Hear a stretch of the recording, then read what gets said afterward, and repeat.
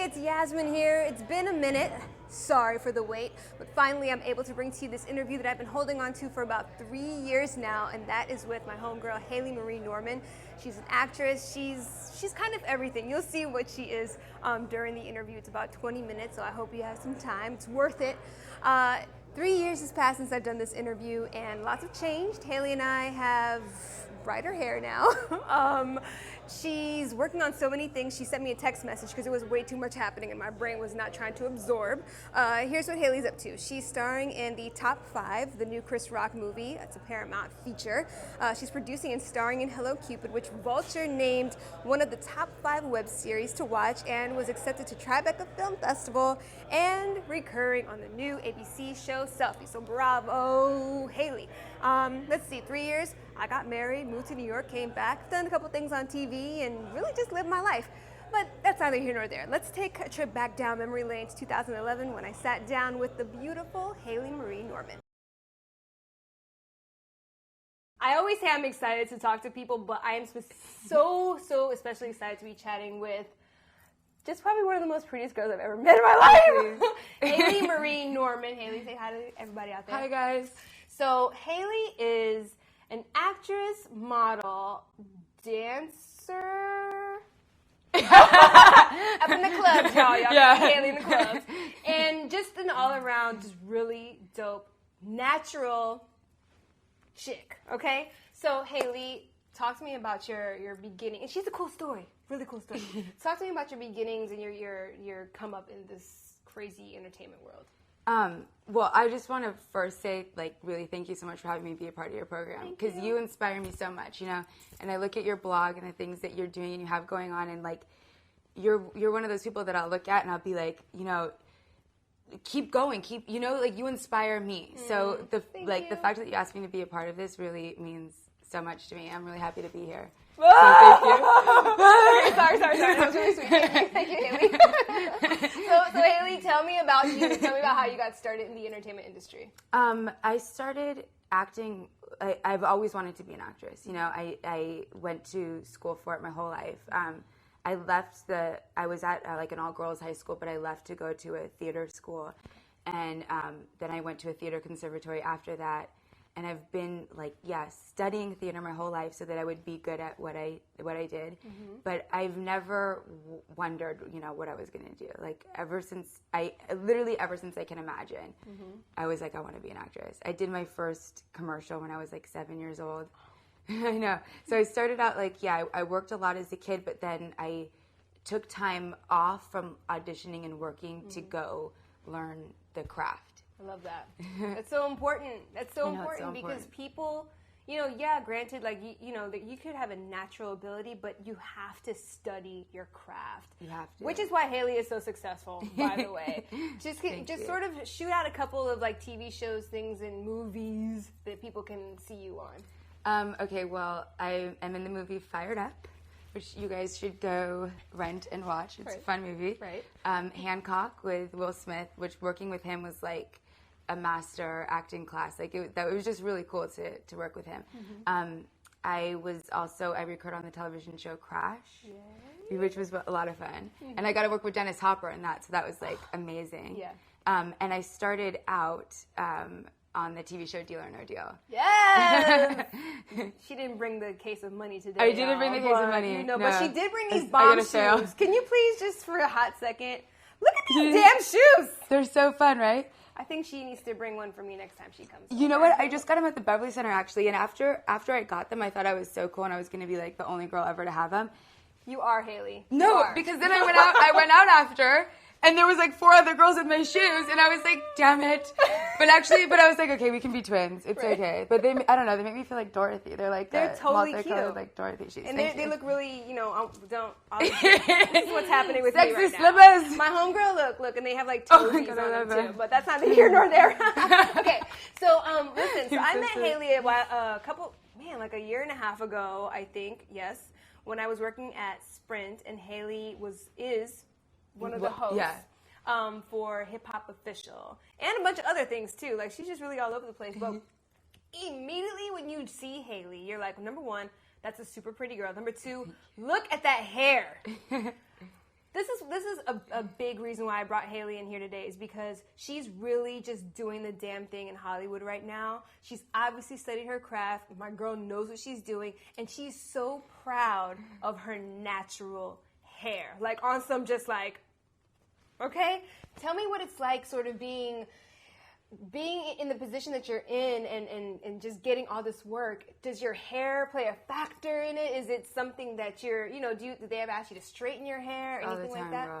Girl. All the time. It's one of those things that it's so frustrating, but it's so like empowering at the same time too. I've always worn my hair natural.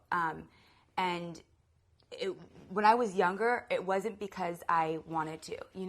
I saw Beyonce, when I was in high school. To me, that's what was beautiful, because she had this long hair, and I had this, crazy curly hair, But my mom would tell me, your hair is beautiful. You are so beautiful. This is how God made you, and you need to rock it. Yep. And at the time, I was mad. I was like, just take me to get my hair straightened. Right. Why won't you do this, And now I am like so thankful that my parents instilled that love for my hair in me. Yeah. Because even my dad's side of the family, my grandmas and my aunts and stuff, every year for Christmas they would give me hair straightening products, hair straightening things. Yes. And I know. They were like, and my mom was like, her hair is beautiful. She's not touching it. She's not straightening it. Right. And my dad was too. But I still was always like, okay, like, yeah. And then I started liking it like more and more. But I think one of the biggest like landmarks for me for like fully owning it and coming into it and realize, like, not buying into that stereotype. I don't know why people would choose to do that or want to do that. It just like go with the flow of thinking, because they say like nothing great has ever been established that way. It takes like the one person to think differently or to think outside the box. And I'm not the first person who's thought differently or thought outside the box about hair, but I'm saying just choosing to not go along with that stereotype that we're given, that this is beautiful. When I started on the show Deal or No Deal, they were like, because I asked them, they were like, when I was auditioning, I was like, but I can have my hair, straight if you want, because all the girls on the show they're all gorgeous women with, long straight hair. They look perfect. And, they said to me, no, we love your hair like this. Like, we love your hair. That's beautiful. Like, what are you talking about? And like, that is something that has always meant so much to me, because it was these executives at NBC who saw like my hair on the same level of like prettiness as that. These girls that I looked up to as like being like so, gorgeous. Yeah. And so when I started on the show, like I just became even like more like just proud and so into wearing my hair natural, because I started getting letters from people who, like this one girl in Tennessee wears her hair natural, and she was like, people would roll down their windows like when she would be walking down the street and make fun of her, be like, why don't you straighten your hair? Why don't you people that she didn't even know. And she wrote me a letter like just saying like, if Hayley wears her hair like this on TV, like I can too. And people gradually started becoming like more accepting of her hair, and we actually had her like come be a contestant on the show. Yeah, and she won like $400,000 on the show.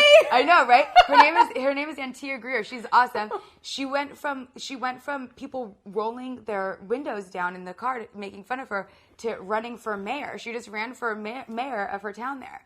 Yeah, and we called the episode of the show the Fro Show, and it was like all about her hair, And now I want to make it a point, because I felt when I was little, I did not have anybody to look up to who wore their hair natural, who I could be like, I want to be like her when I grow up. She's beautiful, And I feel like I have, like my mom felt like she had a responsibility to teach me that God made me beautiful. Yes. I feel like I have a responsibility to teach other kids and other people that they are beautiful, that we don't need to change who we are to be to be accepted. Like, this is how our hair is. Why is that a problem? Right. You know? And so I'm not gonna. I don't. I've been asked, like, there's a. I did this thing for like King magazine, and they wanted me to straighten my hair, and I got into an argument with them. Of all publications. Of all publications. And I told them, I was like, why would you continue to perpetuate the stereotype that my hair is not beautiful? And they were like, well, can't you just even put like I've told this story before, but I never said it was King magazine, but now that whatever. They were like, well, can't you just wear like a ponytail? Can't you, like, all these things? And I was like, no. If you don't think that I'm, sexy because it's supposed to be like a sexy men's magazine with my hair like this, then I don't need to be in your magazine, but I don't need to change who I am to be sexy. And I won the fight, and they ended up having me in the magazine with my hair. And they told me after, they wrote me a letter like, okay, we've gotten like a lot of positive response. Dude, people buy hair and sew hair like Hayley's hair into their head. That's crazy to me. I know. It's crazy. It's crazy. Black men's magazine. A black men's magazine. That's crazy. I know. It's frustrating. It's really frustrating. It's surprising to see the people who embrace it and people who don't embrace it. It's people and things that you would never expect, like a King magazine where you're like, I don't understand why you would think that way. Right. But then in Fired Up, which is like a kind of white bread, like, Sony movie, they're like, oh, we like your, so you never know. But all I know is that this is how, God made me. So I don't want to change it. I'm not going to change it. That's right. Yeah. Oh, warm and fuzzy inside. But another cool thing is I know that there's. Tell me the story with the Barbie story. There's also some like cool Barbie thing with Hayley. Yes, okay. I because I modeled and worked a lot as a kid. I was asked to be like the face of Barbie. So I did like all these like Barbie boxes and then that led to just a bunch of like other Mattel toys and stuff too.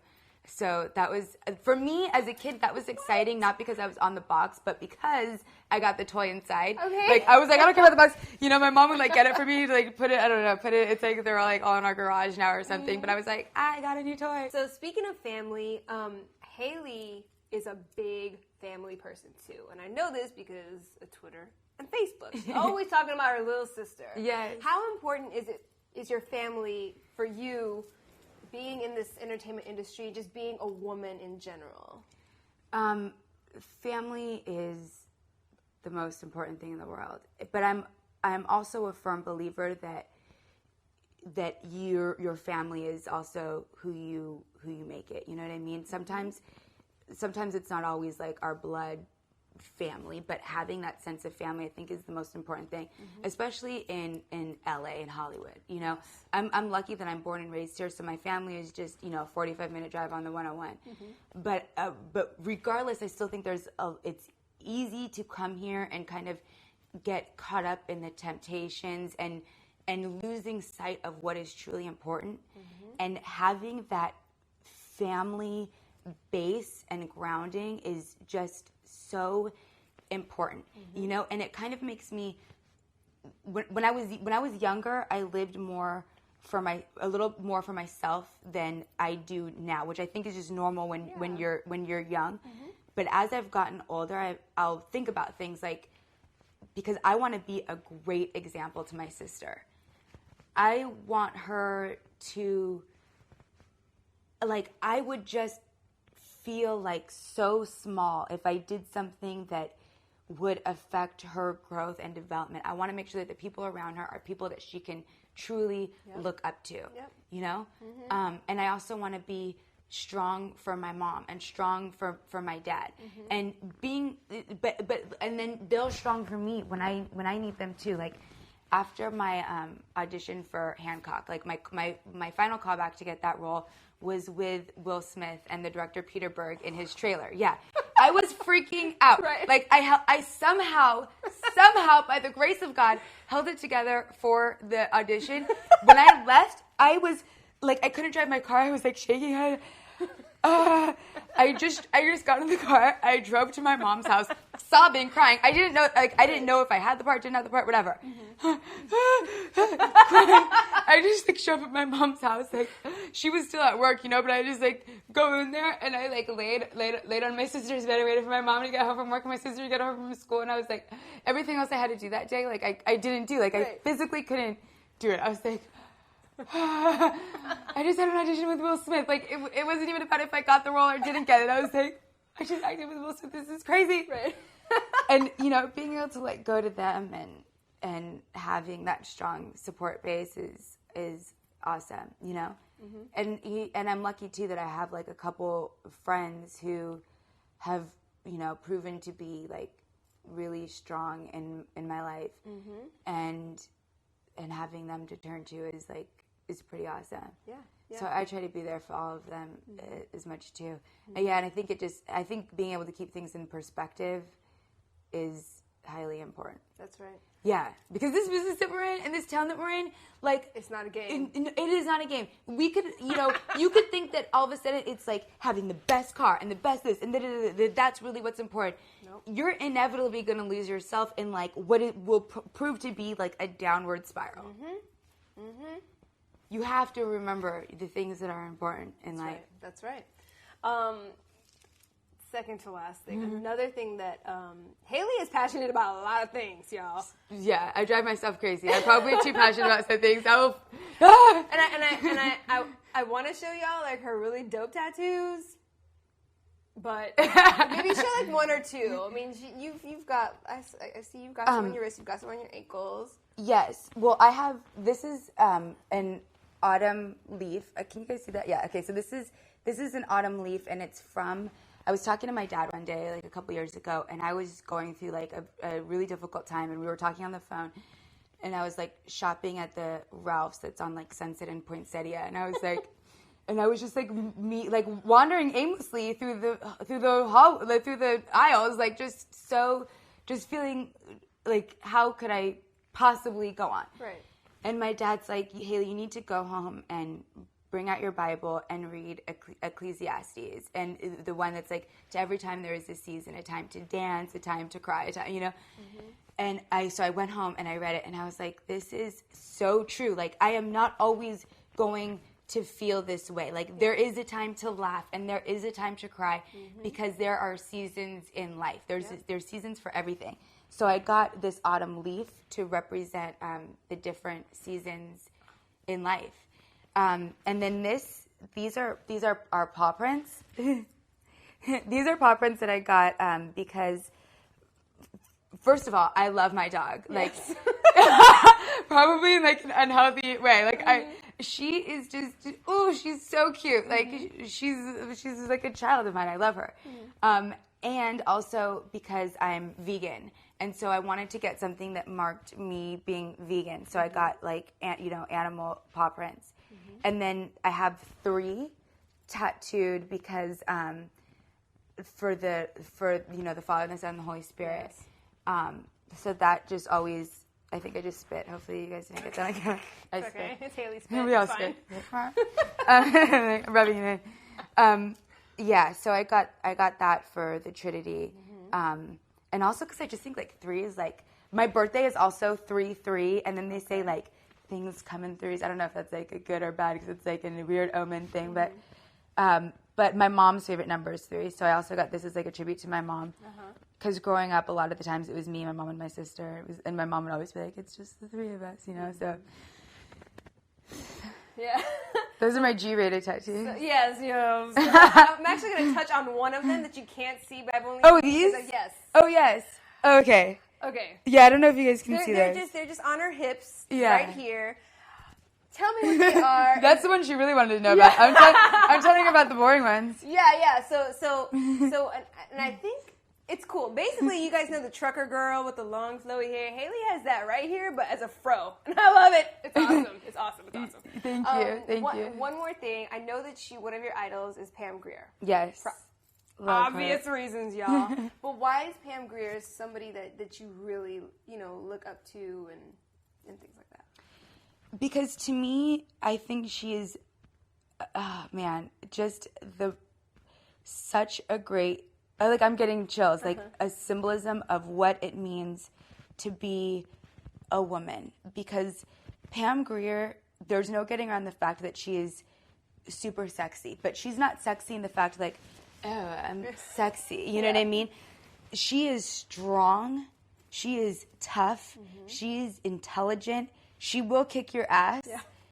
And it's all those things that make her so sexy. She is strong, and you're like, you're like, she might beat me up right now, but Lord, is that strength so beautiful, right. You know? And when I watch her in movies, you know, like Coffee and Foxy Brown, those are my favorite movies. Like, that's what women are, and that's what we are. So that is who we are, you know? And I think it's a lot of times these like outside forces that are maybe like intimidated by the strength and stuff that women have, and can go like guys being like, okay, so women are stronger than me and they're ridiculously sexy. Like, oh my God, I can't deal with that. Yeah. So I'm going to choose to ignore this part and just be like, oh, they're hot. But like, you know, and and the reason why it's about Pam Grier and not just the characters that she's played is because, first of all, she had to bring part of herself to those roles. You know what I mean? But also I've had the great fortune of like meeting her in real life, and her warmth just oozes out of like every pore of her body. Yeah. Her intelligence, her spirit, like everything about her, she is a ray of light. And she has had such a positive influence on me. And seeing her has made me be like, yeah, I'm strong too. So what? You know, like, yeah, I'm capable of all these things, you know?